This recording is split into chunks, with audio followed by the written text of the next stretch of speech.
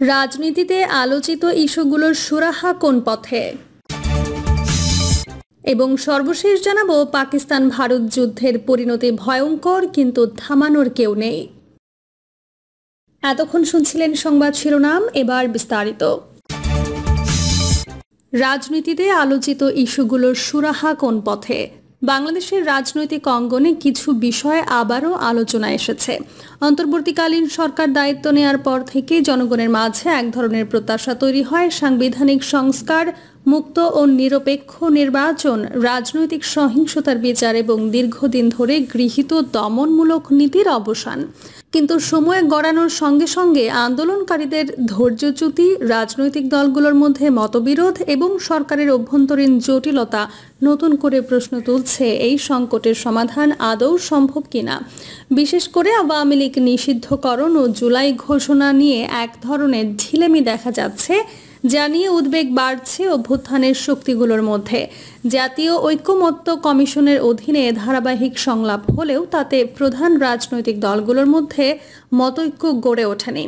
বিশেষ করে আওয়ামী লীগ নিষিদ্ধ, নির্বাচনকালীন সরকার কাঠামো এবং জাতীয় গণপরিষদ গঠনের প্রক্রিয়া নিয়ে মতপার্থক্য প্রকট।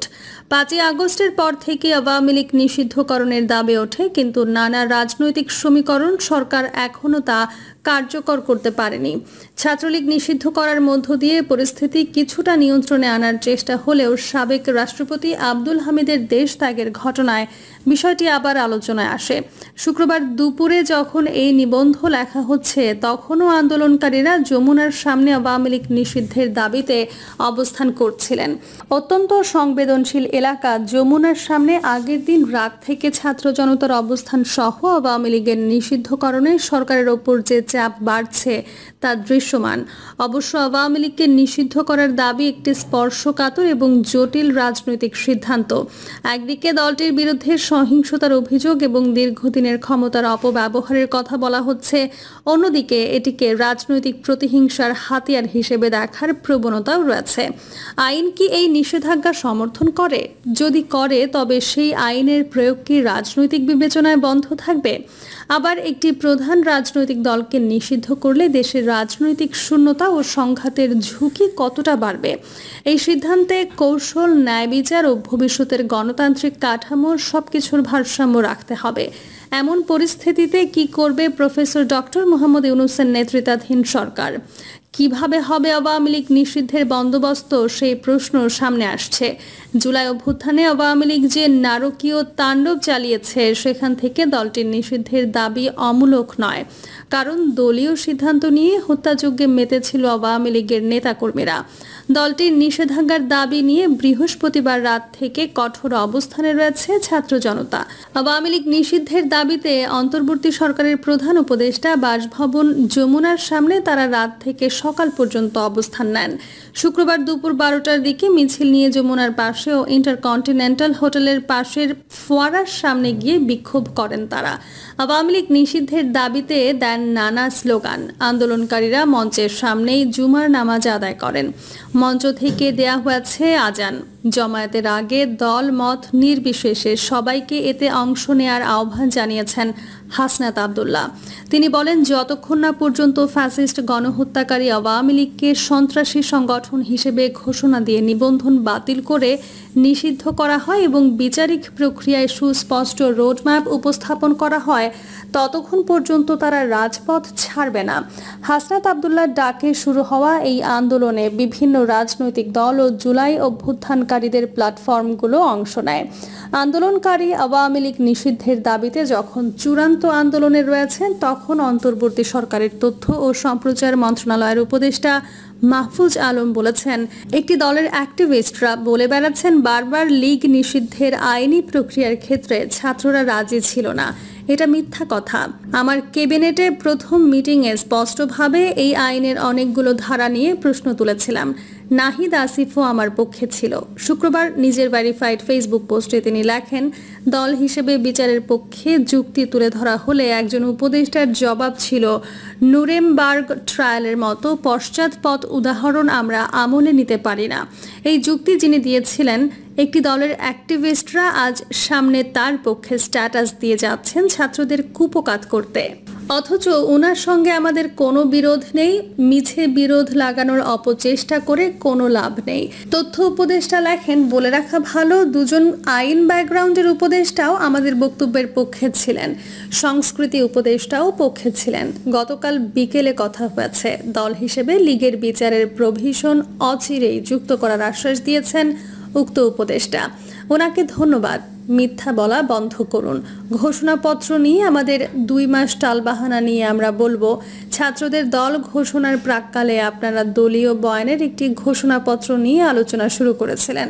সমস্যা নেই, আমরাও চাই সবাই স্বীকৃত হোক, কিন্তু এখন সেটাও হতে দেবেন না। দোষ আমাদেরও কম না। আমরা আপনাদের দলীয় প্রধানের আশ্বাসে আস্থা রেখেছিলাম। মাহফুজ তার সেই স্ট্যাটাসে নির্বাচন নিয়েও মন্তব্য করেন, বলেন ডিসেম্বর টু জুনের মধ্যে নির্বাচন হবে। আমরা নির্বাচন পেছাতে চাই না। আপনারা যদি মনে করেন ছাত্ররা নিজেদের আদর্শ ও পরিকল্পনা নিতে পারে না, বরং এখান থেকে ওখান থেকে ওহি আসলে আমরা কিছু করি, তাহলে আপনারা হয় ছাত্রদের খাটো করে দেখছেন, নয়তো ছাত্রদের ডিলেজিটিমাইজ করার পরিকল্পনায় আছেন। সেই আগস্ট থেকেই আমরা জাতির জন্য যা ভালো মনে করেছি সবার পরামর্শ নিয়েই করেছি, বরং উক্ত দলকেই আমরা বেশি ভরসা করেছি। সবার আগে উনাদের সঙ্গে পরামর্শ করেছি, ভরসার বিনিময়ে পেয়েছি অশ্বডিম্ব। সব দোষ এখন ছাত্র উপদেষ্টা নন্দ ঘোষ। অন্তর্বর্তী সরকারের এই উপদেষ্টা লেখেন, আমরা উক্ত দলকে বিশ্বাস করতে চাই, উক্ত দলের প্রধানকে বিশ্বাস করতে চাই। উনি আমাদের বিশ্বাসের মূল্য দিয়ে লীগ নিষিদ্ধ প্রশ্ন এবং ঘোষণাপত্র প্রকাশে দেশপ্রেমিক ও প্রাগমাটিক ভূমিকা রাখবেন বলেই আশা রাখি। উক্ত দলকে নিয়ে কে কি বলবে জানি না, কিন্তু আমরা চাই উক্ত দল ছাত্রদের সঙ্গে নিয়ে দেশের পক্ষে অভ্যুত্থানের শত্রুদের বিরুদ্ধে রাজনৈতিক ঐক্যমত্যের নেতৃত্ব দিক। দেশপ্রেমিক ও সার্বভৌমত্বের পক্ষের শক্তি হিসেবে নেতৃত্ব দিলে ছাত্ররা রাজনৈতিক প্রক্রিয়ায় ওনাদের সঙ্গে চলবেন। এর আগের দিনও মাহফুজ আওয়ামী লীগ নিষিদ্ধের ইস্যু নিয়ে ফেসবুকে স্ট্যাটাস দিয়েছিলেন। বলেন, রাজনৈতিক দলগুলো ডিসেম্বরের পর সহযোগী ভূমিকায় নেই। ক্ষমতার ভর কেন্দ্র অনেকগুলো, কিন্তু কাজের দায় সরকারের। কিন্তু কাজ করে ক্ষমতার অন্যান্য ভর কেন্দ্র। জোড়া তালি দিয়ে গণতান্ত্রিক রূপান্তর সম্ভব নয় রাজনৈতিক বন্দোবস্ত। রাজনৈতিক দলগুলো ডিসেম্বরের পর সহযোগী ভূমিকায় নেই, কিন্তু ঠিকই প্রশাসন, বিচার বিভাগ, পুলিশে তারা স্টেক নিয়ে বসে আছেন। এস্টাবলিশমেন্ট দ্বিদলীয় বৃত্তে ফিরতে এবং ছাত্রদের মাইনাস করতে প্রতিজ্ঞাবদ্ধ। গতকাল সামাজিক যোগাযোগ মাধ্যম ফেসবুকে কৈফিয়ত কিংবা বাস্তবতার শিরোনামে দেয়া এক স্ট্যাটাসে এসব দাবি করেন তিনি। মাহফুজ বলেন, প্রায় 3 ডজন নিয়োগপ্রাপ্তদের মধ্যে ছাত্র মাত্র 2 জন। ছাত্র প্রতিনিধিদেরও এস্টাবলিশমেন্ট প্রেসিডেন্ট অপসারণের ঘটনার পর থেকে কোণঠাসা করে রেখেছে। আমরা 2 জন সর্বোচ্চ ব্যালেন্সিং অ্যাক্ট করতে পারছি, কিন্তু প্রভাবক হিসেবে কাজ করতে হলে সরকারের সুষম ছাত্র প্রতিনিধিত্ব লাগবে। তিনি আরও বলেন, এস্টাবলিশমেন্ট দ্বিদলীয় বৃত্তে ফিরতে এবং ছাত্রদের মাইনাস করতে প্রতিজ্ঞাবদ্ধ। ছাত্রদের পরিপূর্ণ অসহযোগিতার মুখে ইতিমধ্যে ফেলে দেওয়া হয়েছে। এই অবস্থার সমাধান হলো রাষ্ট্র ও এস্টাবলিশমেন্টে ছাত্রদের ন্যায্য হিস্সা নিশ্চিত করা এবং ফ্যাসিবাদী শক্তি ও তার দালালদের বিরুদ্ধে সবাই ঐক্যবদ্ধ হয়ে আঘাত করা। মাহফুজ লেখেন, ছাত্রদের কয়েকটি দল হয়ে যাওয়ায় তারা এখন বিভক্ত, তদুপরি অন্য রাজনৈতিক দলের মতোই তারা ট্রিটেড হচ্ছেন। এজন্য নাগরিক কমিটি ছিল দীর্ঘমেয়াদে অভ্যুত্থানের ফোর্স হিসেবে টেকসই। যাই হোক, এদিকে বৈষম্য বিরোধী ছাত্র আন্দোলন প্ল্যাটফর্ম দেশব্যাপী ছাত্রদের গুছিয়ে উঠতে ব্যর্থতার পরিচয় দিয়েছে। অভ্যুত্থানের ছাত্র জনতা বিভক্ত ও দ্বিধান্বিত। সামরিক বেসামরিক আমলাতন্ত্র কম্প্রোমাইজড। মিডিয়া ও ব্যবসায়ে লীগের আধিপত্য কমেনি। লীগের রাজনৈতিক অর্থনীতিতে হাত দেওয়া যায়নি। পুরনো দ্বিদলীয় বন্দোবস্ত টিকে আছে। বিচার বিভাগ এখনও দ্বিদলীয় বৃত্তে বন্দী। বাম ডানের কালচারাল ক্যাচাল জুলাইকে দুর্বল করেছে এবং শাহবাগ শাপলাকে চিরন্তন করে তুলেছে। মাহফুজের এসব স্ট্যাটাস থেকে পরিষ্কার বোঝা যাচ্ছে তিনি সরকারের থেকেও স্বস্তিতে নেই। বিভিন্ন সময় তাকে নানা পরিস্থিতির সম্মুখীন হতে হচ্ছে। তার দাবি, তিনি সহ 2 ছাত্র উপদেষ্টা সরকারে কোণঠাসা। প্রশ্ন হচ্ছে, কারা তাকে কোণঠাসা করছেন, কারা বাধা দিচ্ছেন আওয়ামী লীগ নিষিদ্ধের বিএনপির স্থায়ী কমিটির সদস্য ডক্টর আব্দুল মঈন খান শুক্রবার এক অনুষ্ঠানে বলেছেন, আওয়ামী লীগকে নিষিদ্ধ করার সিদ্ধান্ত নির্বাচন কমিশন এবং সরকার নিতে পারে। আমরা এই সিদ্ধান্ত নেয়ার মালিক না। দেশের রাজনৈতিক দলগুলো আওয়ামী লীগ নিষিদ্ধের কথা বলছে। আমরা বিএনপি হিসেবে তো এই সিদ্ধান্ত নেয়ার মালিক নই। আমাদের মহাসচিব ইতিমধ্যে তো বলেছেন, জনগণের সিদ্ধান্তের বিষয় এটি। জনগণ সিদ্ধান্ত নেবে তারা নির্বাচন করবে কি করবে না, এটা হচ্ছে আমাদের বক্তব্য। তিনি বলেন, আওয়ামী লীগ নির্বাচনে আসবে কি আসবে না, তাদেরকে গ্রহণ করা হবে কি হবে না, তাদের নিষিদ্ধ করা হবে কি হবে না, এটা আওয়ামী লীগকে জিজ্ঞাসা করেন। তারা কি আসলেই নির্বাচন করতে চায়? তারা কি আসলেই গণতন্ত্র চায়? এটা তো আওয়ামী লীগকে বলতে হবে। এর আগে গত 5ই এপ্রিল হেফাজতের সঙ্গে এক আলোচনার শেষে বিএনপির স্থায়ী কমিটির সদস্য সালাউদ্দিন আহমেদ বলেন, আওয়ামী লীগকে বিচারের আওতায় আনার দাবি আমরা প্রকাশ্যে করেছি। প্রিয় দর্শক, এই ছিল এখনকার সর্বশেষ সংবাদ। আপডেট সব সংবাদ পেতে চ্যানেলটি সাবস্ক্রাইব করে বেল আইকনটি ক্লিক করে রাখুন।